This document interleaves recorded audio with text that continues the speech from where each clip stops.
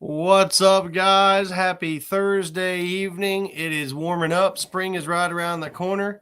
I know we haven't done one of these in a second, but I wanted to touch base with everybody here about the tournament on April 6th. We want to talk about what's going on. This is the Mid Ohio Catfishing Podcast. As always, I am your host, Corey Jeffers. So let's get this thing underway. Here we go.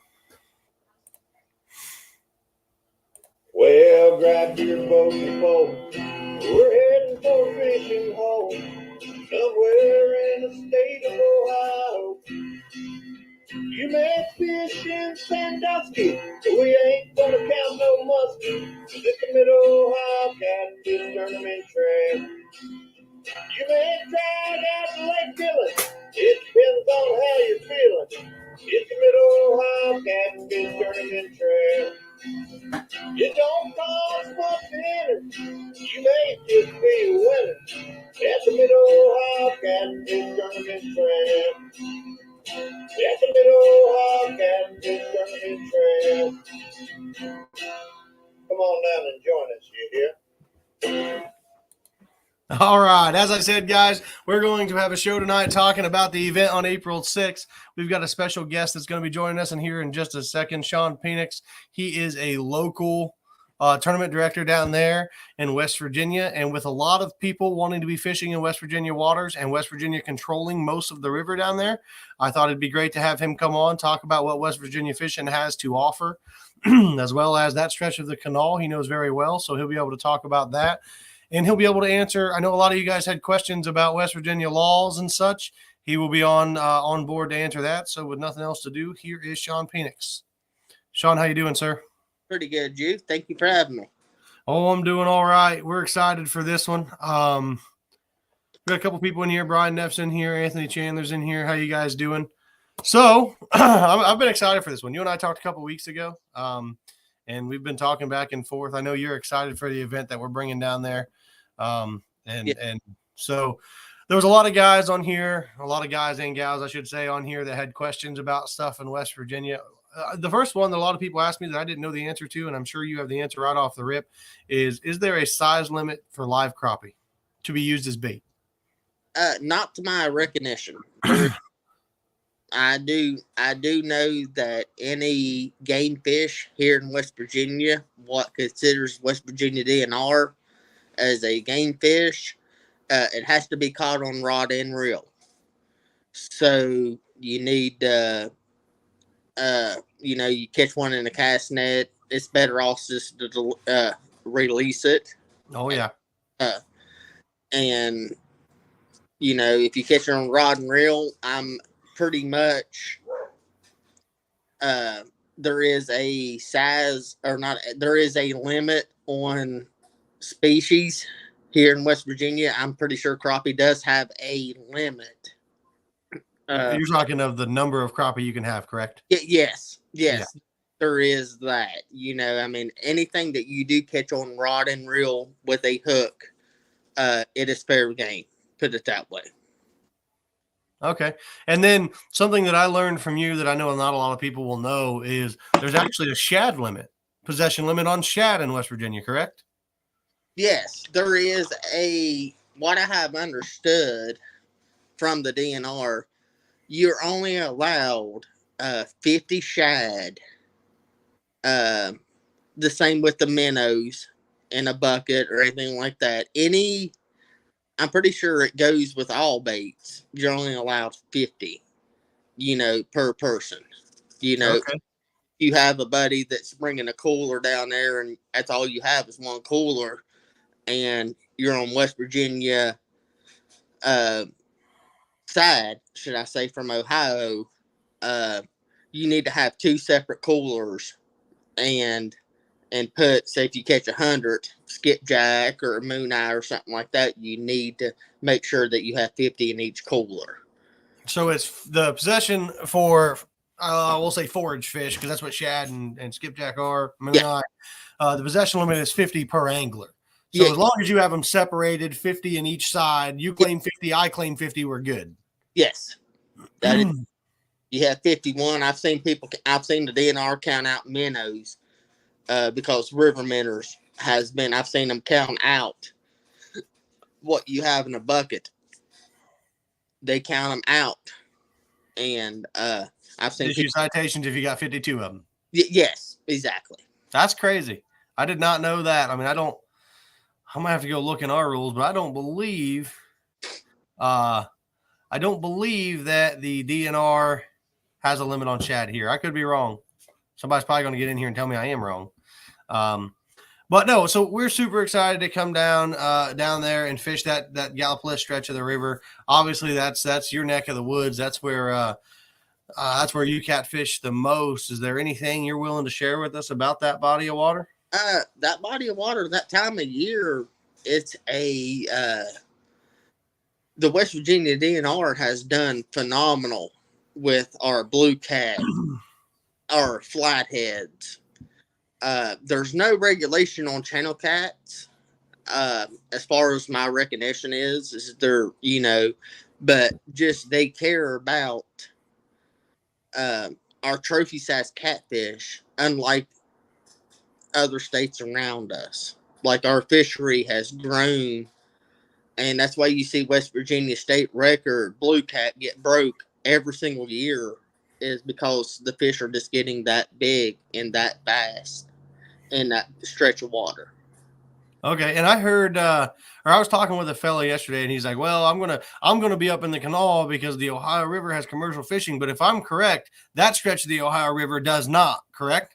No. Anything below West Virginia controls anything from the if people is familiar with the Ohio River, from the Big Sandy is and that is like the borderline. That is the lower end of Huntington, what I call Huntington, Canova, and then places. Catlettsburg's right across the river, but the Big Sandy River separates anything from the Big Sandy up to RC Bird. Is That's all West Virginia waters. So basically, we draw a line from RC Bird down to the Big Sandy. You can hold a West Virginia fishing license, but if you go below the Big Sandy, you have to have a Kentucky or I think an Ohio fishing license. Okay, now you say from the Big Sandy to RC Bird, but then you also have from RC Bird and how far north does West Virginia waters go? Or I guess that'd be north. It goes all the way up to I'm not 100% sure how far it actually goes up, but I do know that it goes. How that works is on West Virginia, the dams that controls the Ohio River. It goes from, let's say we're coming from Huntington, our RC Bird, and then it comes up to Racine, and then it comes to Belleville, then it comes to Willows Island up in like towards Parkersburg. From Parkersburg up, I'm not 100% sure. Okay, now has the West Virginia DNR stocked the water from Parkersburg all the way down to the Big Sandy? Have they stocked the entire Ohio River? Yes, they do a program. I'm really good friends, or not really good friends. I know the biologist, and he's a big success to this West Virginia stocking. And I got off the phone with him last year, and see, our DNR only stocks one lake here in West Virginia with West Virginia blue cats. Okay. And they only stock one lake. It's called R.D. Bailey. It's in the middle of what I call the Coke fields. It's like in the middle of like Logan. It's down towards Kentucky. I mean, like down to Pikeville. And they only stock one lake with blue cats, and it is doing phenomenal. And I did know from what we call Ravenswood, not Ravenswood, from like in that Parkersburg area, from Belleville Dam up to Willow Island, they stock 10,000 or 15,000 blue cats I think it's what's upcoming for this year is what they're stocking for this little fingerlings. Okay. Our fishery is getting they do stock. That's Uh, cool. yes, they do. Our West Virginia takes care uh of their catfish. Okay, I'm gonna take one pause here, read Mike Coon's comment, and then I have a comment on what you just said there. So Mike Coon asked, "Do you have to have a West Virginia license to fish tournament or an Ohio license work?" Mike, as long as you live in West Virginia or Ohio, you can fish the Ohio River with either one of those licenses. Now, if you live in Kentucky and you're traveling here to fish that tournament, then you would have to have an Ohio and a West Virginia license, unless you plan on launching in West Virginia and only fishing in West Virginia. Then you have to hold a West Virginia license. So just keep that in mind. If you're going to go out into the Ohio River and do any fishing, it would be best to have an Ohio and a West Virginia license, unless you're only going to fish in West Virginia. If you're going to launch in Ohio and fish, I would definitely have both, because West Virginia owns 3/4 of the river. So it could get hairy if you get caught on the West Virginia side. So I would just play it safe. Am I wrong? No, anything above the Canal River, like when you launch out of Gallipolis. Yep. The Ohio River, they have an agreement up to the Buffalo Bridge. Yep. On the canal is you can fish with the Ohio license. If you're a resident of Ohio. Yes, you can be a resident of Ohio. That is their agreement. But once you go beyond that point, you have to have a West Virginia license, which the Buffalo Bridge is our boundary in our tournament. You can't go past it anyway. Yes, so you're open. But if you have, we have people from 11 different states coming to fish this. So so like Anthony Chandler, if you are, so he's coming from New York. If you're coming from New York and you're not only going to fish in West Virginia water, if you're going to go out into the Ohio, I would highly recommend having both. That way, if you get caught, you're 100% covered. And one other thing with Ohio residents, and you may not know if you're going to be fishing in West Virginia. Hey, Brian, how you doing? If you don't know, there's a slot limit in West Virginia. So you can't keep any blue cats under 24 inches. Am I right, Sean? 25 now. 25. You can't keep any blue cats under 25 inches. So if you bring any blue cats to the scales, they have to be 25 inches and over. But then you also have to remember we're working on 2-man teams. So as long as you have 2 men in the boat, you can't have any blue cats over 34 inches, right? 35 inches. So basically, you're allowed your slot limits here in West Virginia. That is what the most tournaments go off of. Even on the Ohio side, even I have a club that reaches out to me sometimes, and they're Ohio Hills and stuff like that. They do. I think they go off the West Virginia state laws because they fish the same body of water that I do. They come on side. So the laws here in West Virginia is that you are allowed, this is per person, you're allowed 1 flathead over 35 inches over. You're allowed 1 blue cat over 35 inches. And the blue cat minimum size is 25 inches. So that will be our tournament rule. If you bring me a 23-inch blue cat, I'm going to have to disqualify you. So I wanted to make sure that we made sure everybody knew that the fish, that the blue cats in West Virginia, and for this tournament, because I know a lot of you are going to be fishing in West Virginia waters, we're going to be following the West Virginia rules, is that the blue cats are a minimum of 24 inches, 25. a max or 25 inches. Dang it. A minimum of 25 inches. You can't keep anything smaller than 25. So if you bring me a 24-inch fish, you get disqualified. And then you're only allowed per person 1 over 35 inches and 1 flathead over. So this is a unique body of water wherein you can have 3 overs. If you have 2 over blue cats and 1 over flathead, you can weigh those in, or 2 over flatheads and 1 over blue cat. It's unique in that way, but it's also unique. A lot of the guys that fish my trail before, and we fish all over Ohio, it's also unique in the fact that you can't keep anything under 25 inches. So you just remember that slot limit. flat, that's only for blue cats. For blue cats, yep. Yeah. And there is no size limit on flatheads, and there's no size limits on as channel cats. But as like we were sitting there talking about, as a 2-man team, you can bring in 3 big fish, but you're only allowed to, say if you fish as a 2-man team, you're allowed, me and you was fishing together down here, and we catch we catch 2 blue cats that's over 35 inches. We have to go find a flathead that is over 35 inches. You know, you see what I'm sitting there saying? Like, you're allowed as a 2-man team. Don't get it wrong. As a 2-man team, you're allowed. So as the tournament, so as a tournament, whether you're a 2-man team, a 3-man team, a 4-man team, however many people you have, which you could have a fourth if you have a kid with you, you're allowed 2 overs, 1 under, as or 3 overs in 2 different species. As a 1-man team, those limits would then be reduced to 1 blue cat, 1 flathead, and 1 under. So we don't have any 1-man team signed up, but that's how that would go. Tony Clausen wants to know, if you run upriver to the Canal River, you'll be fishing in West Virginia, so technically you can't bring a blue cat out of that river under 25 inches, correct? That is correct, but we actually made it a tournament rule. No matter where you're fishing, you can't bring in a blue cat under 25 inches. So it just eliminates all of that. Well, I was fishing here and I was fishing there.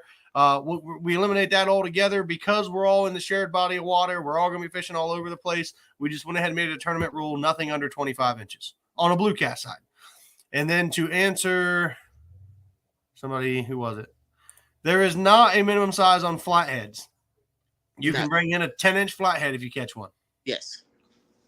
That is really rare. And people will realize that the Canal River and the Ohio River, in this body of water, you cannot, the water temperature is probably going to be in the 54 area, 55 if we're lucky during that time. You know, I mean, fish will be on fire. Blue cats will be on fire for sure.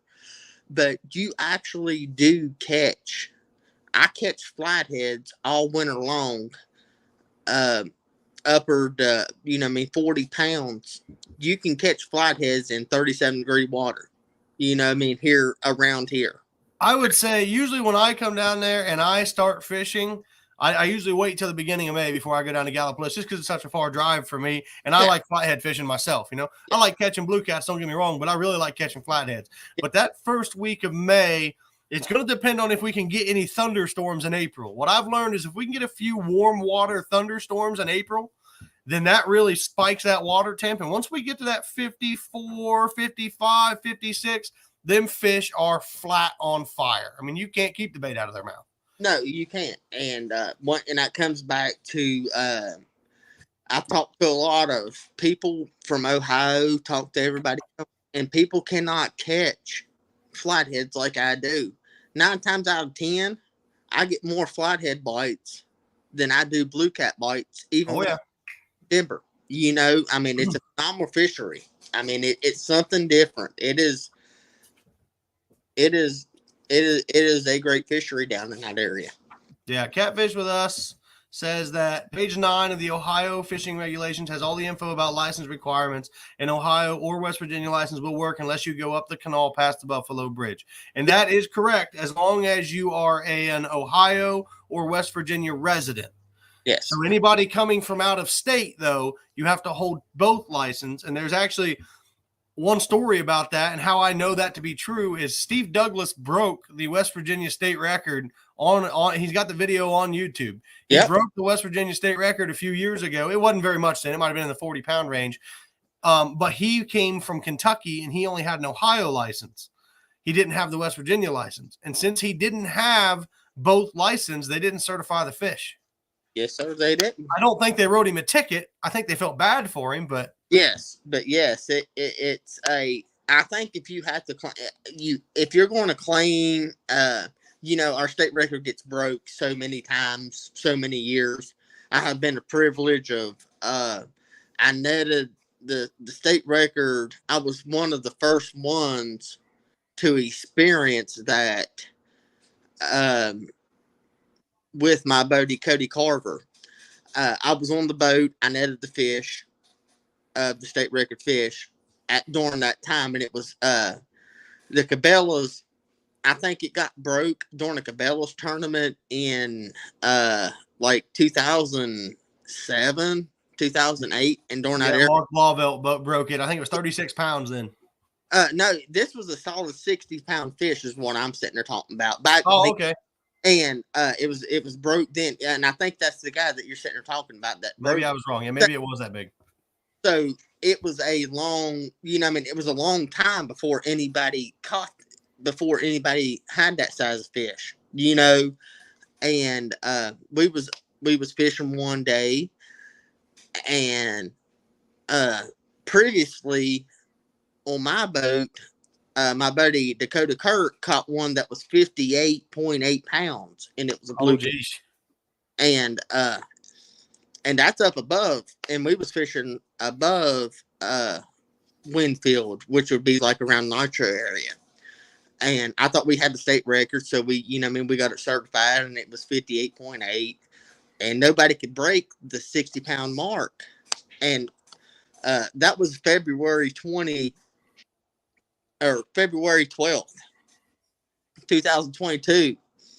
And then I was fishing with Cody Carver on his boat, and I told him when he caught that fish, I said, dude, that's his new state record.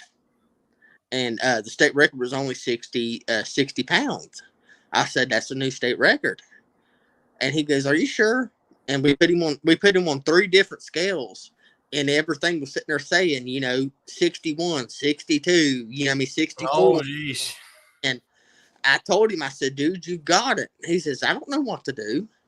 And so I started calling around, and the biologist come, and he lives almost 2 hours away from where we was fishing at. Biologist gets up there. We have this fish in a live well, and he fishes out of a tracker like you had, right? Okay. And but it's not the target. I think it's what you have, but his don't have. Yes, and we put that fish in the 35-gallon live well.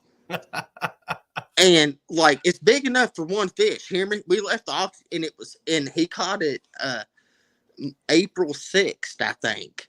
Oh, so you were still in pretty cold water too. Yes, and that was one of the main things. We were still in cold water, and so we get it down there, release it, and Cody Carver. I got to net the fish.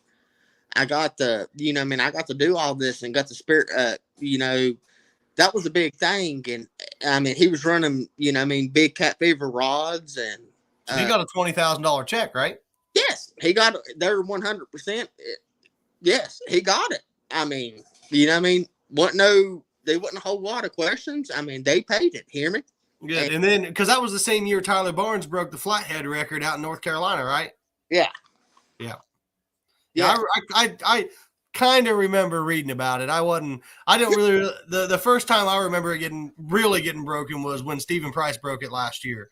Yes. That's when I really started following it. He broke it in the same year of it. Cody Carver only had it for like 3 months. Oh, really? You're right. That was 2022. And he only had it for 3 months. And then that 67 got caught. And now it has been broke again. And it got broken on the Ohio River. It got broken, I think, I'm wanting to say last year, or it was December something this year. Yeah, it was December. Yep. Yeah, December something. It got weighed in at Gallipolis, and it was like 69 something. The fish 69 something. That just shows you how many times that our fishery gets broke. You know what I mean? How West Virginia does a really good job of controlling how big. Well, we're coming in somewhere around 100 boats. I think it is very reasonable to not really expect, but not be surprised if someone in our tournament, especially in April, that's big fish season. Yes, it is. And it's very possible. And that's why I say, like you sat there and said, if you're coming in from out of state, if you're coming in from anywhere, that you're not an Ohio resident or West Virginia residents, buy the West Virginia license. I think it's not very much for like a 3-day I want pass. to say it's like $35 or something. Yeah. But if you break the record, you might as well be legal. Exactly. Because you see the video before then, like you sat there and said, you know what I mean, going to Steve Douglas and all that. You know what I mean? It's very well possible there. That it could happen. There is a good chance that one of our anglers could break the West Virginia state record. I would be tickled to death if I weigh in the West Virginia state record. I'm not gonna lie. Oh, dude, you're telling me something, you know? And there's so many rod companies out there. It don't matter what rod that you use. It don't matter whatever, you know. I mean, there's so many things out there that there's so many. I mean, that is what people's wanting to see is that. But you look across the Ohio, you look at North Carolina, you look at where people fish at. You know what I mean? Like, you know what I mean? The Virginia state record is, you know what I mean? It's a world record for the blue cat. It's 100, Right. 100, you know what I mean? West Virginia is the best body of water for you to get a check in because it's so smaller. You know, it's, I mean, I know there's 100-pound fish out there somewhere, you know. Oh, yeah. There's one in every body of water somewhere. He's got to be lucky to find him. Steve Embody wants to know if you have any idea what the water temps are down there right now. Right now, they are pushing. I have a tournament actually going in Winfield Saturday, and I would be putting in tomorrow. But right now, the canal is pushing right there around 49 to 50 degrees. Almost there. A couple more degrees. Oh, yes, sir. I will. We have a tournament. I run, like I said, I run 2 different series here in West Virginia. It's Canal Catfishing Club, and I run a series called 3 to 4 Catfishing. And this is our first tournament of the year for the Canal Catfishing Club. So we basically kind of focus on the Canal River, Point Pleasant, you know what I mean, all the way up to Marmet Locks, Daniel Boone, and all that. And the canal is one of the best fisheries, I think. I'm not saying on the East Coast yet, but it's growing. For sheer number of fish and opportunities at big flatheads, I'd say it's in the top 5. I guarantee it is. In our average in our tournaments is that our flathead ranges anywhere from 45 pounds. Like if you catch a 40-pound flathead, you think that you got big fish, but blue cats are starting to oversee that a little bit. You know what I mean? But it's an average of a 40-pound fish is winning big fish around here. You know what I mean? Of a 40-pound flathead, or it might be a blue or something like that. But our big fish are my wife caught one in 2021 that is the biggest in the Canal River that has been on scales. It was 58.8, but we caught it in August. Oof. And we caught it in August, and it was 50 inches long. That's a giant, man. That's a giant. Dude, it was 58.8, but the fish is done spawned. You know what I mean? It was right after, and it got caught, and I waded it in at Point Pleasant. Right after spawn. You imagine what that fish was in April? That fish, I would say that fish was pushing probably 64 to 65 pounds. And our state record flathead come from the Little Canal. And that's up towards Parkersburg. Okay, that's what I was about to ask. What's the weight on that state record flathead in West Virginia? It is 70 pounds. But the good thing about the West Virginia DNR is they do a length and weight. Okay. They do a length and weight. Like, I caught one last year out of Gallipolis, honestly, that the fish weighed 60 pounds. I had the DNR. I told you about this. And oh, yeah. It was during a big tournament that they have down there during that time, and it was 60 pounds, but the fish come off the Canal River, and this is after the 67's been broke and everything like that. So I'm pumped up, and I thought I had the state record in length. So I'm going down the boat ramp. We get there, and DNR meets me there, and it was 1 centimeter off the state record. 1 centimeter. I That- mean, That's pencil lead. Pencil lead. yeah, Like that's crazy. a mechanical pencil. I mean, he measured the fish twice. You know what I mean? It just wasn't there. Jeez. That was in June. You know, I mean, the fish was only 60 pounds, but just the length on him, you know, it was, you know, it compared almost to a 67-pound blue cat. That's just how, Jeez. that's just how, that's just how it goes. You know what I mean? Well, you know, when you do that length and weight comparison, it's so all over the place. I mean, that fish we caught in Louisiana was 118 pounds, Yes. 64 and a half inches long. Now, you look at the record of the one that was caught in 30, I can't remember, 30 something in girth, 34 maybe. The one that was caught before I caught that one was only 60.8 inches long and was 114 pounds. So, I mean, that length to weight ratio, I really think that varies per fish. You know, you can go online, you can put the length and the girth in, and they'll give you an estimated weight. Yeah. You never know if that's right. Like deer hunting. It's just like what genes that they have. Right. I mean, it's just, you know, I mean, it's either you get them deer that's 160 inches, but they only have an 18-inch spread. Then you have them 100 or 200 class deer that has the 20-inch spread and tall horns. You know what I mean? Right. It's all DNA that when it comes to something like that. Cody caught a 62-pound fish. It got measured in. Certification was like 46 inches. Hear me? That was a butterball. Oh, man, that fish had to be as big around. It was a butterball, man. I mean, it was a butterball. You know, I mean, crazy. You know, I mean, it all depends on, you know, I mean, how everything goes. West Virginia, I'm telling you, I'm not saying it's going to be the next Tennessee River in the next 10 years, but the Kanawha River is going to be a destination fishing spot soon. Yes, it is going to be it's going to be a blue cat, and you got your flatheads. You know what I mean? Our flatheads are, there's multiple 40s, there's multiple 50-pound fish out there. I've caught 2 over 50 and 4 over 40 out of the Kanawha River.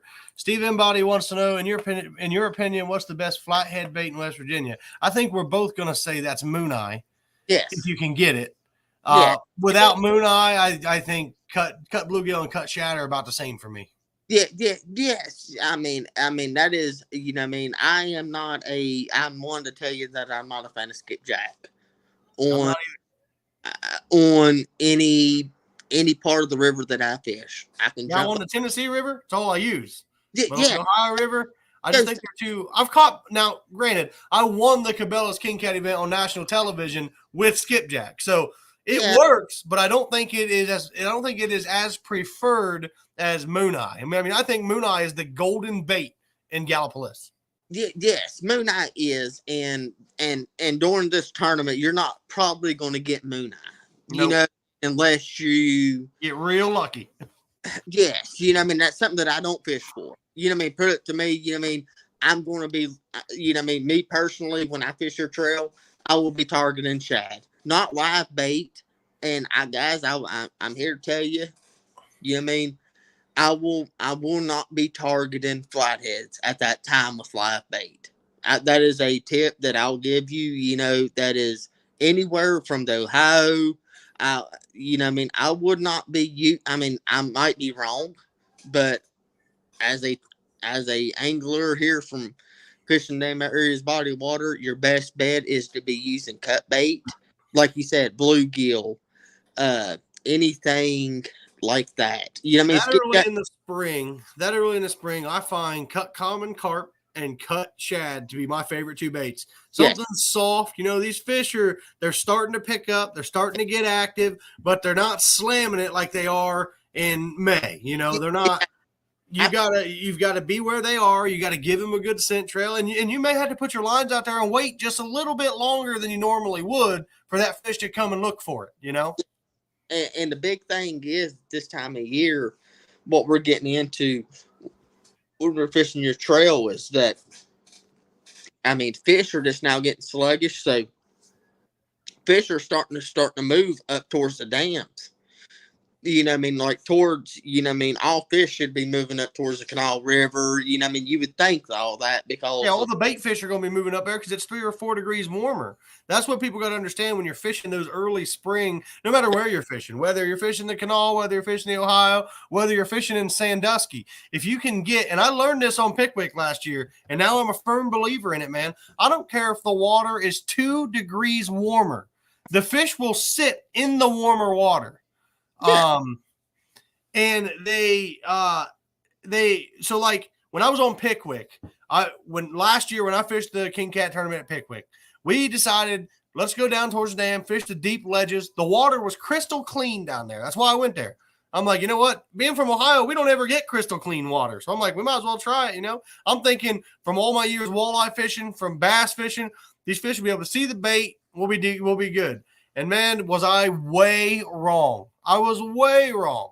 The fish were they were way up shallow, and here's the reason why. That muddy, shallow water was anywhere from 3 to 5 degrees warmer than it was out in the channel. So all the bait pushed up into that warmer water, which then all the catfish followed them up there. And the guys, and it took me half the tournament to figure that out, but the guys who started up there in that warm, muddy water just flat hammered them all day.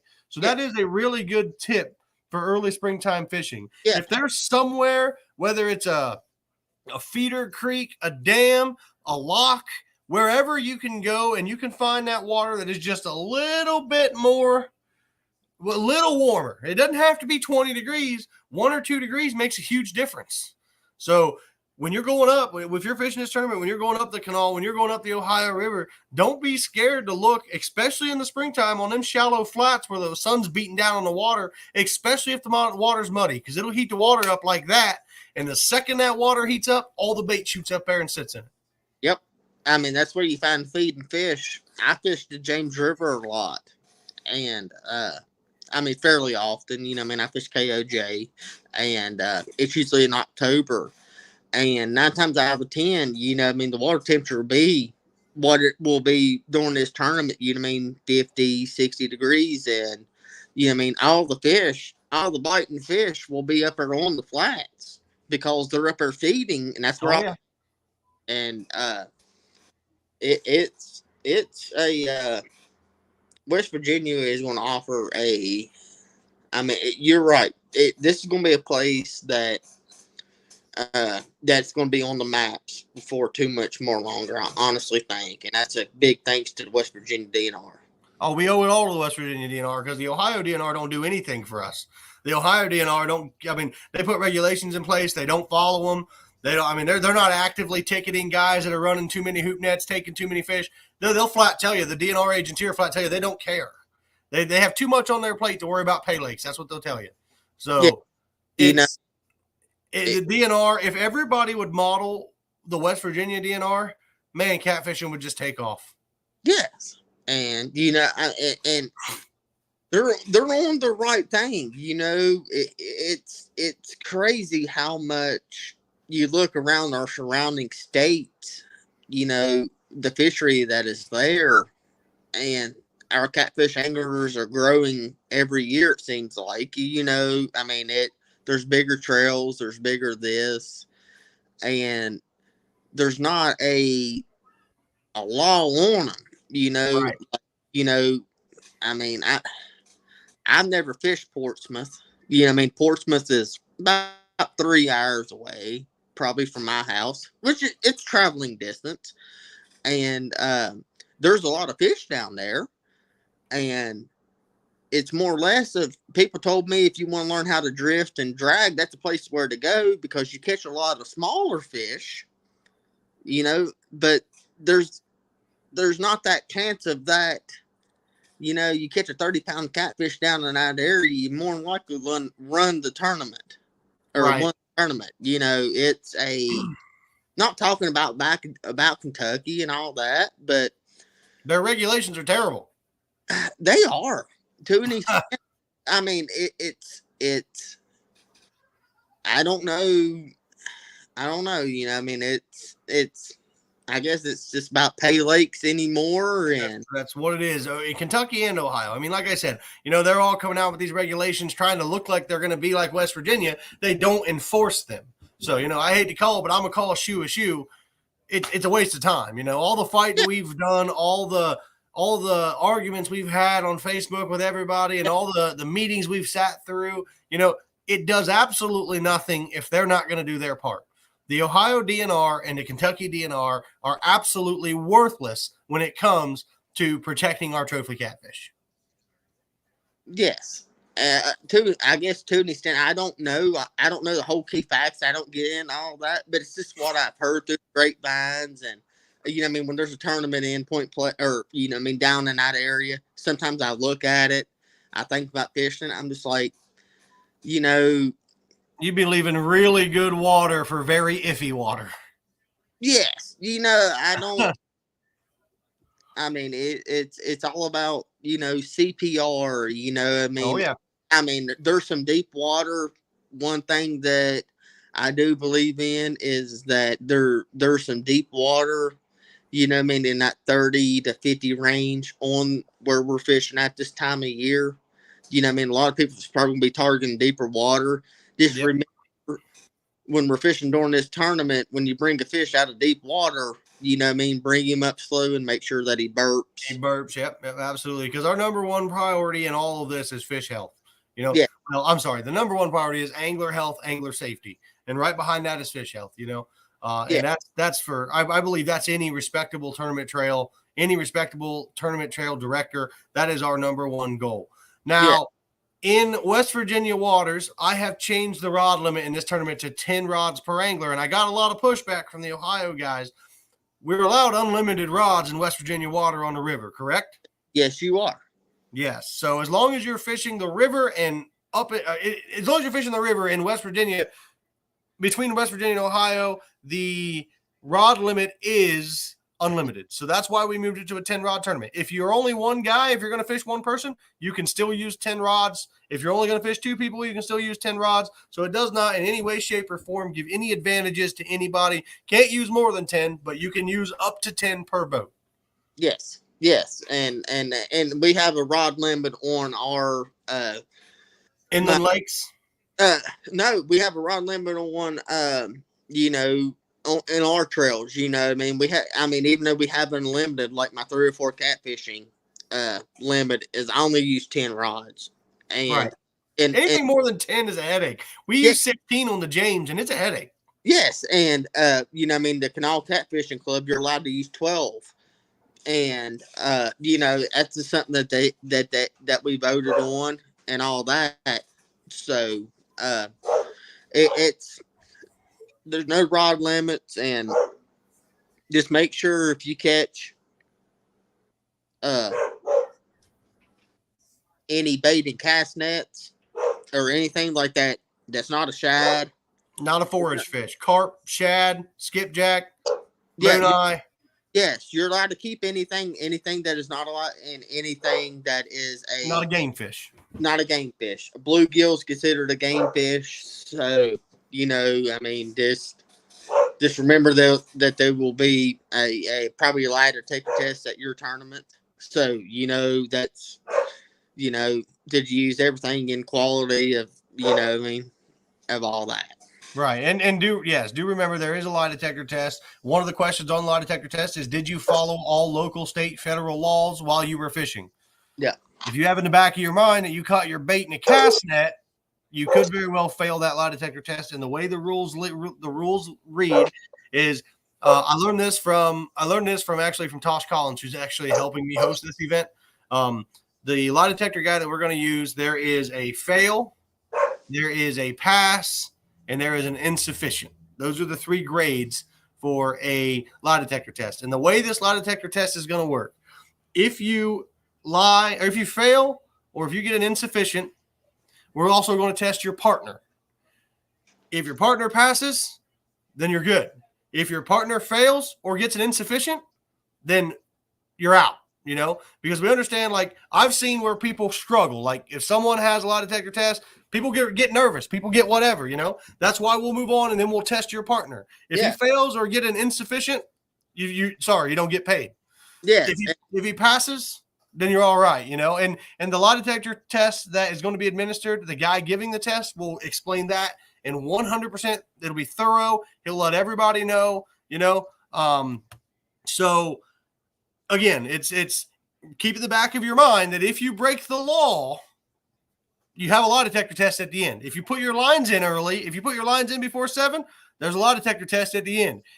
If you go out of the boundaries, there's a lie detector test at the end, and all of that stuff is going to be covered.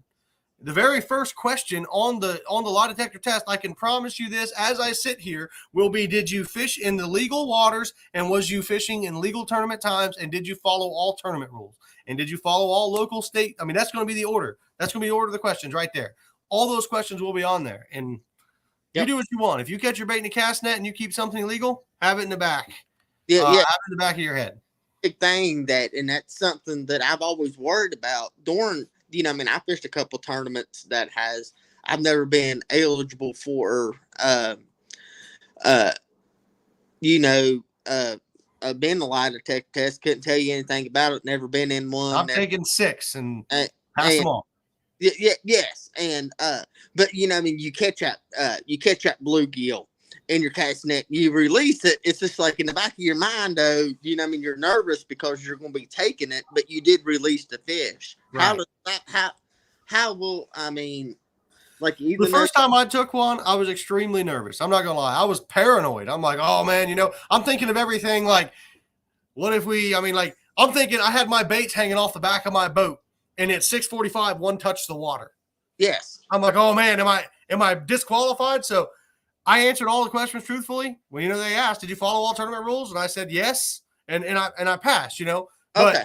You do, like, that stuff does run through your mind. But as long as, what I have learned, as long as you're telling the truth, and like, now, if you put that bluegill in your cooler, I believe that's going to read different than, yes, I caught a bluegill in my cast net, but I threw it back. If you say, yeah, I followed all the rules, but you have a bluegill in your cooler that you caught in your cast net, well, okay. I don't know how that would read. But if you release it, I believe that your body's going to react in a way that you know you didn't keep it, you didn't break the law. Yes. And it's not illegal to catch them in a cast net. It's illegal to keep them in a cast net. Exactly. And that's something that I've always, you know, I've never had the experience of, you know, I mean, doing all that. But that's something that I think about considerably. Like you sit here and says, is like you bait your poles, you know, I mean, does one touch the water? You know, like I wait to 7:01 before I even cast my lines out. I'm the same way. You know what I mean? Just to make sure that your time's on my time. You know, right. I've always been that way. You know, it's a big tournament and it makes it fair to everything. Just remember the Coast Guard rules. The Coast Guard does come out on waters. I have been checked on the Ohio River. You know what I mean, by the West Virginia. You know, so don't give them any fuss if they approach you and it says West Virginia on size, but I'm fishing the Ohio River. They have control over that. You know what I mean? And the West Virginia DNR does too. Tosh Collins says the best way to do the cast net thing is if you realize there's an illegal fish in your net, don't even touch it. Just put the whole net of fish back, and it's only illegal if you possess. And I'm not going to lie, I am very guilty of, if I catch 40 shad and there's one bluegill in there, they're all going in the bucket, and I'll throw the bluegill back. Yeah. I've probably worked all day to find no shad. Exactly. And that's what I'm sitting there saying. And like I said, you know what I mean? Like going to the crappie and all that, you know, it's like I said, if you would catch it on a rod and reel, you know, I mean, if you sit there and say you catch 40 shad and it looks like a good crappie area and you're a crappie fisherman and you have crappie lures, you catch them. You know, you're good. You're good if you catch them on rod and reel. Same way for bluegill. You know, you throw a little piece of, you know, worm out there and you catch a couple bluegill. You know, you're good. You know, that is your fish. Do what you want to with. Right. And like I said, there's a limit on 50 per, you know, stuff. You know, I honestly think that.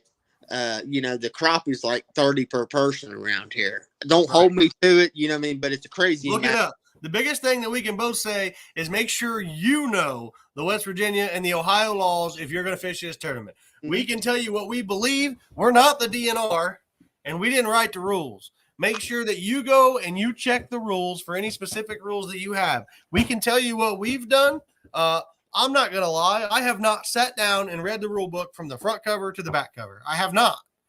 Now, rules that specifically apply to me in catfishing, I have either looked or called the DNR and, hey, what's your rule in this? Or I've called guys like Sean, and I found out what I need to do. But I can't stress enough, if you're going to fish any of our events, not just this one, make sure you read the laws and you know the laws. Because in our tournament, there's a lot of tournaments, if you get a ticket from the DNR for any reason at all during tournament hours, you're disqualified. In our tournament series, that's not the case. It has to be a wildlife violation. If you forgot to put the stickers on your boat and you still go launch your boat and fish and you want another ticket, that's on you. I'm not going to disqualify you for that.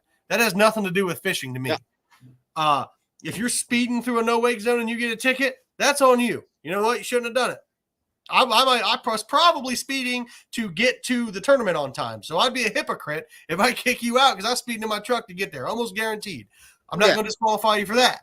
But if you catch crappie in your net and you have them in your bait bucket and you get a ticket for it, you can bet I'm going to disqualify you for that. If you have too many overs, I'm going to disqualify you for that. So during tournament hours, if you get a wildlife violation, you will be disqualified. Catfish, Fever, what's up? It is every angler's responsibility to know their own laws, regulation, and rules. The directors are not law enforcement, nor do they legislate. You're right. So just want to get that out there. Make sure you guys know if you get a wildlife violation in one of my events, you're disqualified for that event. You can still fish the next one, but you will be immediately disqualified the second I learn of the ticket. Yep. And that's the same way. I don't know if you do with the Coast Guard or anything like that by boater safety. You know what I mean? Like in my laws here in West Virginia, I got pulled over by West Virginia DNR, or I got pulled over by the Coast Guard on West Virginia waters, and I was fishing by myself. And you are supposed to have your throw ring out at all times. That is like the little square. Right. Yeah, you're throwable. Yes, you're supposed to. And I asked the DNR, honestly, and I said, who's going to throw it to me because I'm fishing by myself? And they started laughing. They didn't get me a ticket for it. But that is something that I need. I have a bad habit of not doing. It's underneath the seat. I have one. It's not in. It has to be out. It has to be visible and reachable. Exactly. So that is something that you might want to sit there and think about too. I've been there, and I wasn't in a tournament. I was just fun fishing, but they come up to me and that's what they sat there and said. And right. Well, and that's so like those types of violations don't get you disqualified from our event just because they're not a wildlife violation. But on the same sense, it's boater safety. So try to be responsible, And you know what I mean? Yes. For the unlimited rods in West Virginia, I heard you had to hold a West Virginia license if you launch out of Ohio with an Ohio license. Do you know if that is true? Mike, to my knowledge, that is false. Because of the reciprocal agreement between West Virginia and Ohio, you're covered as if you had a West Virginia, Ohio license if you're an Ohio resident. And Mike, I believe you are, but I can't remember. If you're an Ohio resident and you hold an Ohio fishing license, when you launch into the river between Ohio and West Virginia, you're covered by the reciprocal agreement between Ohio and West Virginia.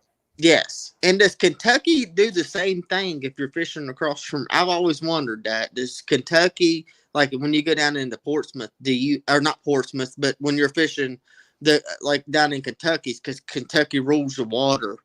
Yeah. Do they have that agreement too?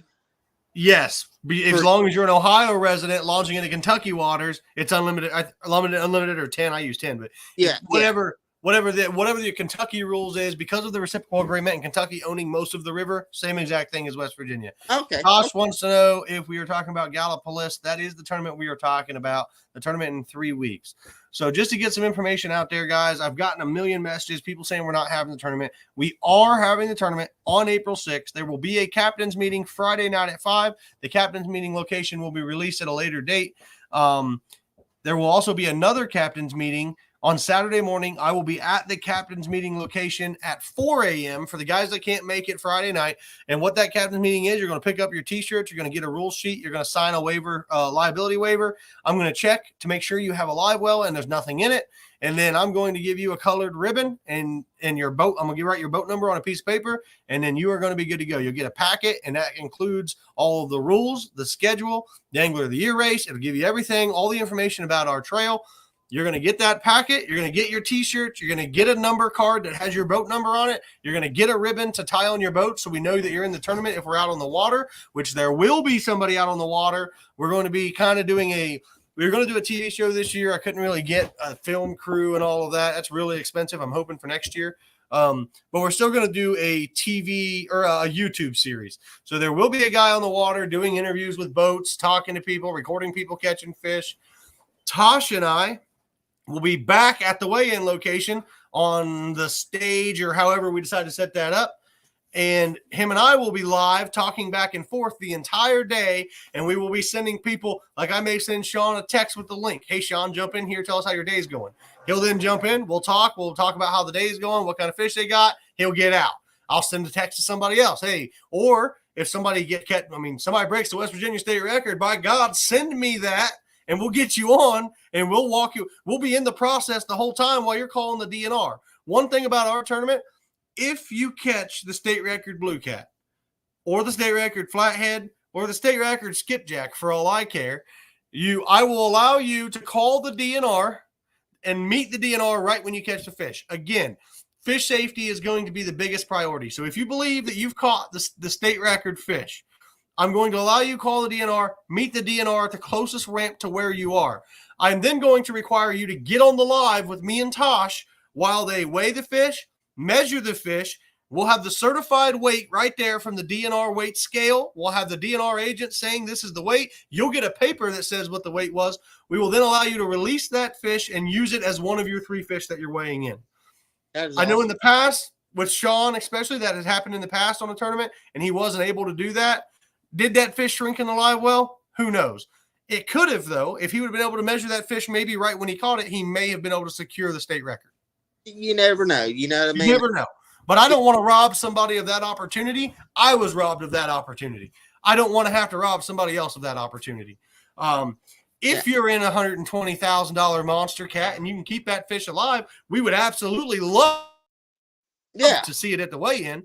But you know, you and I both know it's going to be the guy in the 16-foot John boat with 50-quart coolers that catches it. So exactly, get that fish back in the water as fast as possible. And that, that's just coming with the safety and all that. And let me ask you this: you said that you're going to check everybody's live well and all that. You know what I mean? Like the anglers that's coming on Friday night. Do we have to have our boat with us during that captain's meeting? I do want to see your live well.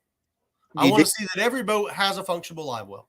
I'm not necessarily checking to see that your boat doesn't have fish in it because we have a lie detector test for that. Yeah. I do want to make sure that everybody has a suitable live well. I don't want to send somebody out there fishing that has a 20-gallon bait bucket as their live well. Okay. I completely understand that. So bring your boats. So no matter what, you need to bring your boats to the captain's meeting. The captain's meeting. Yep. I want it because I'm going to have a guy. Maybe it'll be me. Maybe it'll be Tosh. Maybe it'll be somebody else.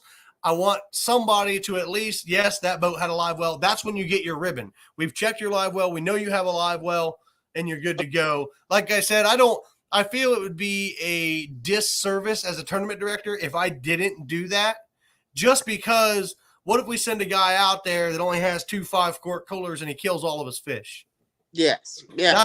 That's what worries me. I have a team of 10 board members that will all be there. I also have guys that are like, hey, I can't fish. I want to come down and help. One guy's the film guy. I got a guy that's going to help us set up.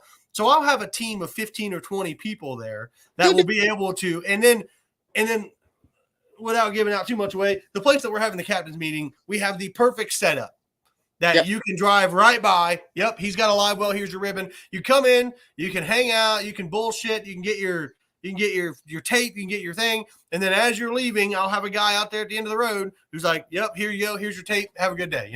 So I just want to make sure that everybody has a suitable live well. That's what I want to make sure of. Yes, and that's a great thing that you're doing there. You know what I mean? But I just wanted to make sure, you know what I mean? I live close, you know what I mean? I was going to go catch my bait and, you know, all that, but I will drag my boat down there just to be fair with everybody. So, you know, that I will drag my boat from West Virginia or not, you know what I mean? From, you know, so I'm glad. Then there is a couple people that, I mean, there is a couple people that have asked if you're not doing live, or said if you're not going to do live well checks, we're not fishing. So it will give those people the peace of mind that I looked in your live well and there was nothing in it. Again, that doesn't stop somebody from going that night and catching something, but the lie detector the next day will. Yes, and it will, you know what I mean? And people's got to put that in the back of their minds is that, you know, I mean, it's a, I mean, I've been in tournaments. You have too. You know, I mean, you've been through a couple of them. But anytime that I fish a lie detector test, that you know, I mean, some of them, there's always that thought in the back of your mind. You're like, listen, is this the right way to do this? It makes you stop and think. That's what it does. And you want to make, you know, I mean, I mean, it's something to think about. You know, I mean, when you get into them lie detector tests, you know, I mean, I fish a lot of them and never been through one, but you know, it's in the back of your mind that you did everything right. Right. I mean, Mike asked about how the launch works. So, Mike, everybody's going to gather Friday and or Saturday morning. We're going to get the T-shirts, we get the ribbons, we're going to get everything, tie it onto your boat, and then you can leave there. You can launch your boat at 5. I said 5 a.m., right? You can launch your boat at 5 a.m. You can then just pedal around right there at the boat ramp. If you launch at Crooked Creek, we're going to allow you to go out of Crooked Creek and stay between the two bridges because Crooked Creek is shallow. It's small. Everybody's not going to be able to sit there. And just so you know, I'll have guys like Sean out there. If you leave early, he's going to tell me, hey, this guy's gone. This white and red tracker just took off like a bat out of hell 10 minutes early. So somebody, and it may not be Sean, it may be one of the board members. Somebody will be at every ramp to make sure, just to keep people honest, you stay within the ramp, you know, and it's hard to define within the ramp, but just visible of the ramp. Yeah, yes, there's a lookout over that area where you're talking about anyway. So you know what I mean? I don't know. You know what I mean? So you'll stay close to the ramp. You can then leave the ramp at 6 a.m. That gives the guys what the reason I did that was, you know, there's going to be sea arcs and monster cats and 20-foot trackers, and you guys are going to blow right by all the guys in those 19-foot flat bottoms, you know. Yep. It gives everybody a chance to get where they're fishing, and get ready, and then you can set up in your spot no matter what. You can't leave the boat ramp till 6, but from 6 to 7, you're allowed to go look for shad. You're allowed to go catch bait. You can do whatever you need to from 6 to 7. You can go scan, but you cannot start catfishing. You cannot have baits in the water, which is including a bait pole. You can only throw a net from 6 to 7. No poles in the water, no bait in the water until 7 a.m. Right at 7 a.m., everybody can start putting baits in the water. So it just gives everybody the chance. I wanted to limit the congestion as much as I can. And then you're going to have those guys that are like, listen, I don't need to be there at 7 a.m. Let all those guys go. We'll completely miss all that, and we'll launch our boat at 7:10. Yeah, and that's under their discretion and everything. Right. Like that. But, you know, I mean, that is I mean, if you want one particular spot, you know, I mean, I would prefer, you know, I mean, I prefer that, you know, you just drop anchor, you know. And just sit there. You know what I mean? Just sit there, get your poles ready, you know what I mean, retie your rig. Get your bait ready. You can retie rigs. You can cut bait. You can put the bait on the hook. Yeah. You can have everything sitting in your rod rack. You can be taking selfies. You can do whatever you need to. And then at 7 o'clock, when fishing time starts, it's lined in. Start fishing. Then on the opposite side of that, at 3 o'clock, you got to get your poles out of the water. Yes. Now, if you hook up with a fish at 2:59 and you're reeling that fish in, I need to know the second you hook into the fish. I need to know. And my phone number will be on that paper. The second you hook into it, like if one gets down and you bite and it bites and you reel down, your partner needs to be sending me a text message. We're hooked up. And what that avoids is you're fighting a fish at 3:02 and Sean's coming by and he's like, oh, look at this guy, you know, and then you bring in an 80-pound fish to weigh in. Sean's going to be like, dude, I watched that guy fight that fish at 3:02. I'm going to be able to go back to him and show him your text message at 2:59 and said they were fighting a fish at 2:59. It's a legal fish. Yeah. Everybody's got cameras that are time stamped as well. If for whatever reason you can't find my phone number, you need to immediately start recording so that we can see you were fighting that fish at 2:58. If you didn't text me and you have no proof and somebody complains that you were reeling a fish in at 3:05, then I'm going to have to disqualify you for the tournament because you were fishing outside of legal tournament hours. Again, there's a lie detector test for that too. Exactly, and that covers everything. When you say lie detector test, you know, I fish a lot of tournaments. You know, here, you know, lie detector test. You need to do, you know, you cross your I's and dot your T's. You know, when you hear lie detector test, even, you know, I've been to some tournaments that they say it, but they don't have it. You know what I mean? But, you know, it's in the back of your mind. You know, just make sure, you know, you do everything correctly. You know, it's that, you know. And the one thing to remember about a lie detector test, because people like you said, you get nervous. A lie detector test is your intention. If you intentionally cheat, you're going to fail. If you do something and you're like, oh, I don't know if I was allowed to do that, you didn't intentionally cheat. You know, it's kind of like, you know, it's like if you intended, if your intent was, if you had bad thoughts about it when you did it, you're probably going to fail a lie detector test. Yes.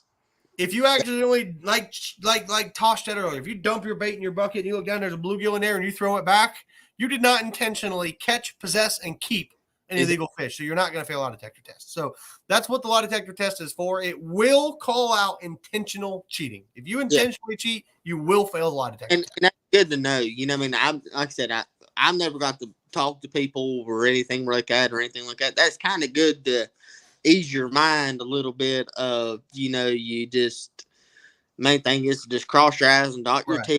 Try to do everything that you can to be that honest person, you know, try to buy all the rules, and that's the biggest thing. And, you know, I can't wait to see everybody. You know, if anybody has any, you know, questions or anything like that, you're more welcome to reach out to me on, you know, West Virginia rules, or, you know, how's the fishing going and all that. You know, I'm not afraid to, you know, help you out best I can, you know.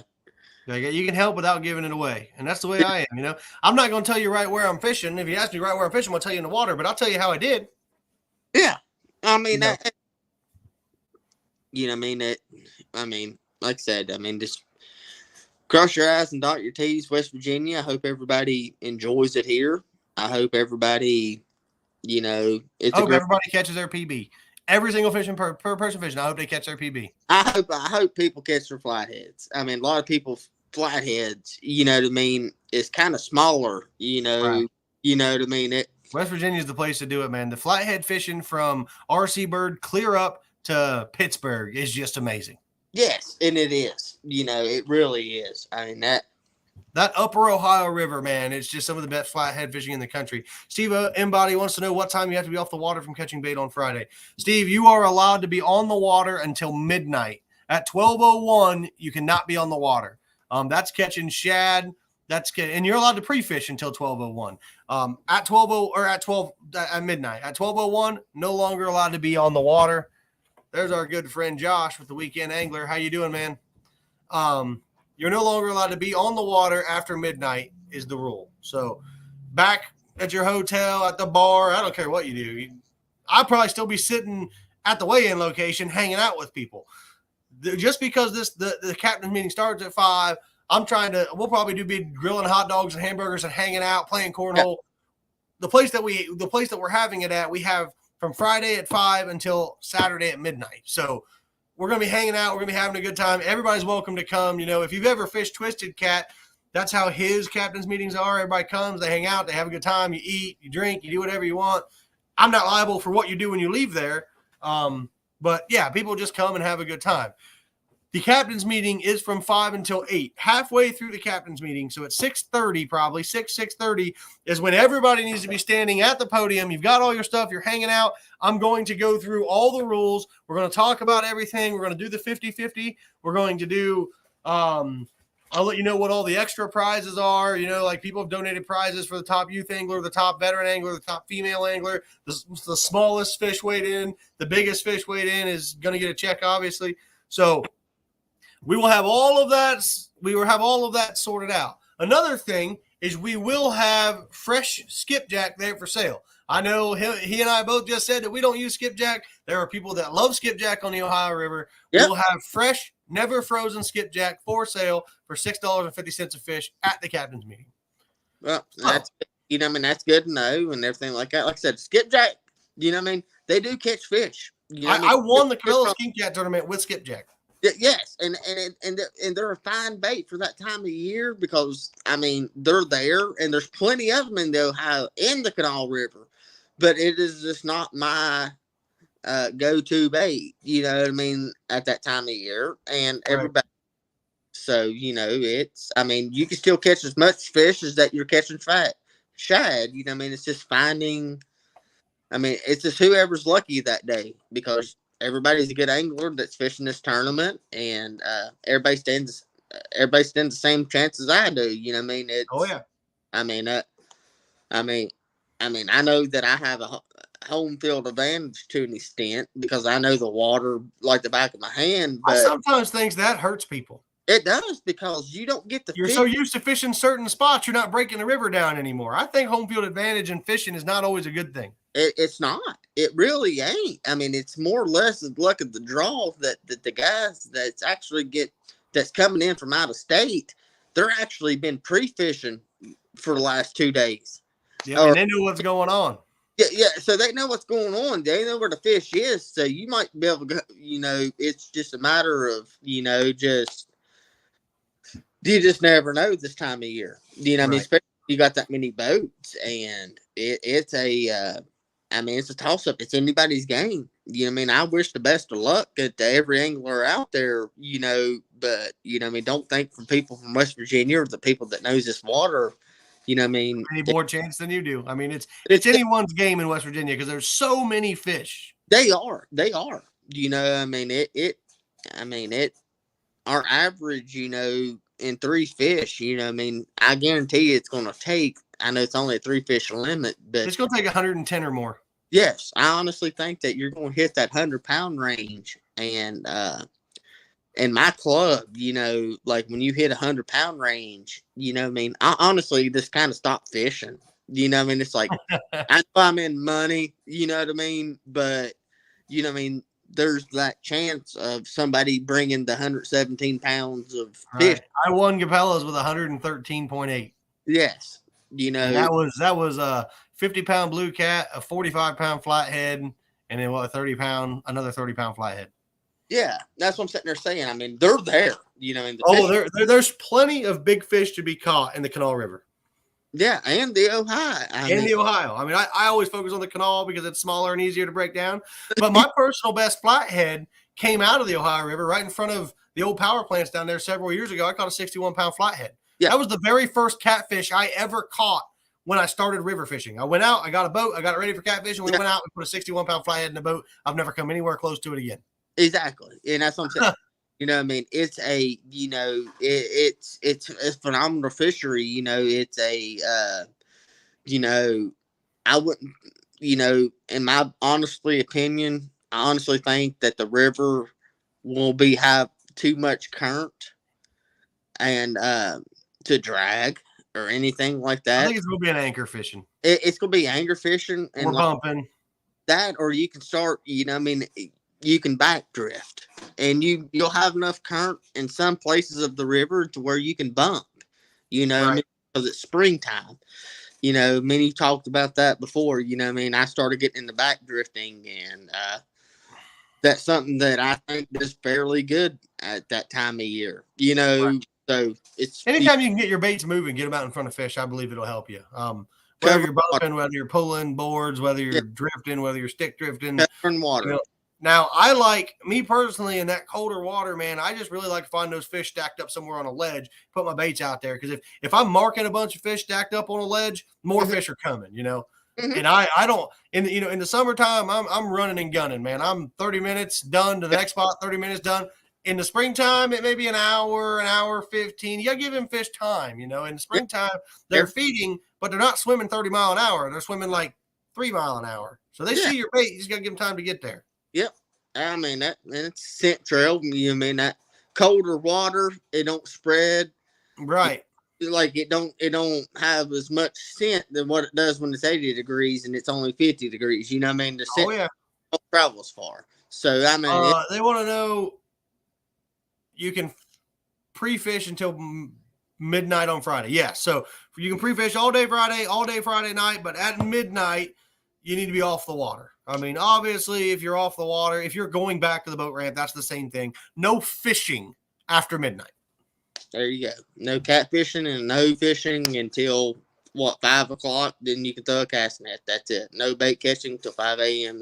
No bait catching until 6 a.m. Can't bait fish till you leave the ramp. Yeah. So from 6 to 7, you can bait fish, and then obviously you can fish for everything after. But let's see.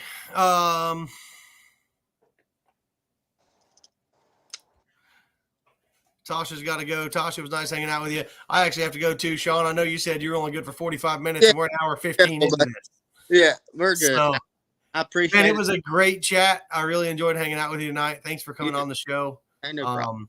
We're looking forward to coming to West Virginia. I'm looking forward to it. You're looking forward to it. And there's 90 other boats that are looking forward to it too. Yes. Just make sure, like I said, that they know the rules. And like I said, anybody's either contact him or contact me. And I'd be more happy to help you. Everybody's favorite Aunt Pam has joined the chat. Hey, Pam, how you doing? All right, man. Hey, you take care. I'm going to wrap up and talk about our sponsors, and then I'm going to get off here too. So it was nice chatting with you, buddy. Thank you. Bye. See ya. All right, guys, what a great show that was with Sean. We appreciate him coming on. The man has fished in West Virginia for a long time, knows his stuff. We are super excited about this tournament down there on the Gallipolis body of water. I mean, I know everybody's hearing the same thing I am. We're not having it. It got canceled. It got moved. The times aren't right. That's all garbage. That's all just people talking crap. We are having the tournament. The payouts are the same. First place is paying $5,000. Nothing has changed with the tournament other than where the weigh-in location is going to be, which I never announced before because we didn't really know where it was going to be. I'm not going to release that information right yet because we got people that want to call anywhere we go and talk crap about me and the trail and all the fishermen on the trail. So we will release that location at a later date. But what I wanted to do real fast, I want to thank our sponsors, Toughest Frickin' Rods. Obviously, Justin's been with us from the beginning. He helps us out anytime we need it. We greatly appreciate him.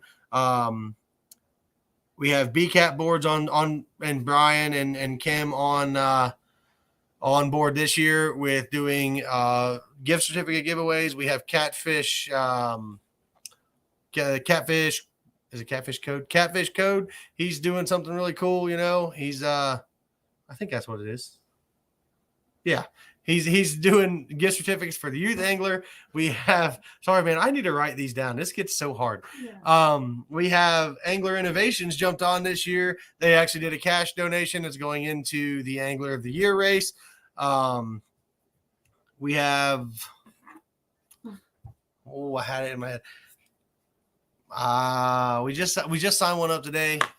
His name is Alex Jenkins. Healthcare Advisors is his company. They jumped on with a cash donation. He's actually going to be on a show here soon. So we have a lot of people jumping in. Again, we're super excited about this. Bob Mann, 2 Hook Leaders, sent us a bunch of product to give away at the captain's meetings.